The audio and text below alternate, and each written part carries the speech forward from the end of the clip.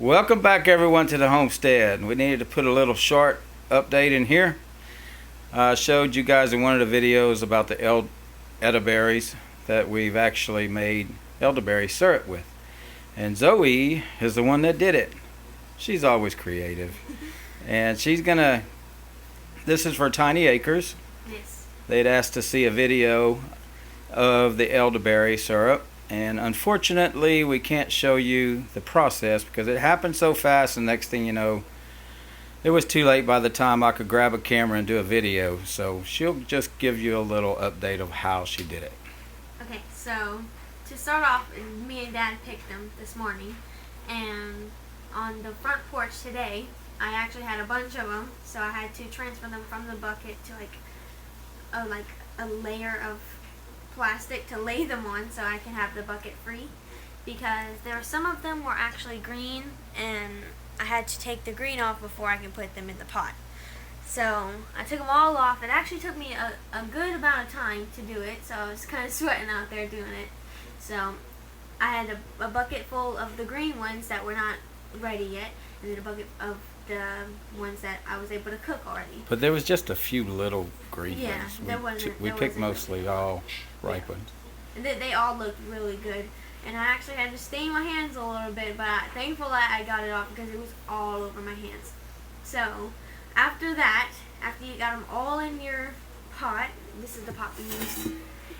It's like it's a stainless steel pot.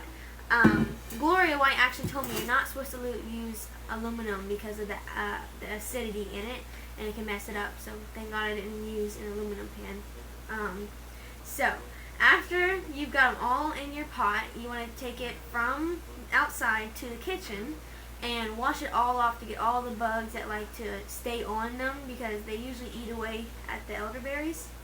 So after that, you want to put it back into your pot from the strainer after washing it all off, and you want to start smashing the elderberries down to just really pull the juice out of them. You don't want to smash them until they're like all ruined. You want to kind of like just get a little bit of juice out of them, but not too much. So after that, it really depends on how much elderberries you have to pour as like much water you need to in. So I had like a little bit of elderberry, so I only poured 2 cups of water, just enough to bring it to a boil. So you let that boil to bring all of the natural yeast out of it.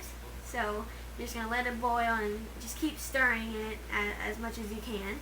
And after it all boils out, you're going to let it simmer. You're going to turn your stove to low and let it simmer for 43 minutes.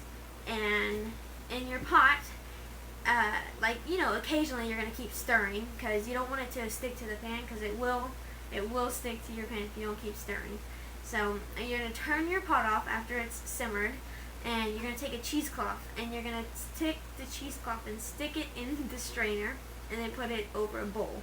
So you're going to pour the elderberry juice and all the peelings into the cheesecloth and really get all of it down. And you're going to press it down before you do anything. You're going to start pressing all of the elderberries down to strain them before you get the cheesecloth. And so what I did, I took the cheesecloth and I bunched up and just really squeezed it all out, all the juice out. And then after that, I just put the strainer back in the sink. And with the juice that I had in the pot now, I added about a cup of honey to it. But it really depends on your taste buds, because you don't want to add too much sugar or honey, because it'll just become too sweet. Because it's a bitter berry to start off with. So you really have to add some type of sweetener. Mm-hmm. I used honey. You can use raw honey. They say it's better to use. But after that, it'll start to dissolve as you stir it all in there. And then after that, you just pour it into your mason jars. I use a funnel to get in there because my bowl was too big to pour it in there without spilling. But it's actually really simple to do. And then you have this much. And the elderberry syrup has so many medicinal values that it's really good for your immune system, especially this day and age right now we're fighting. You can take a little bit in the morning, a little bit at night, and it's just an extra added immune booster that your body needs, along with your other vitamins and stuff. So this is really great. Zoe did a great job.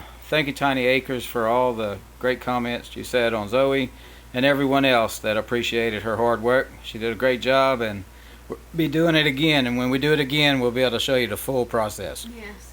All right, everybody. I hope everybody's well. Stay safe, and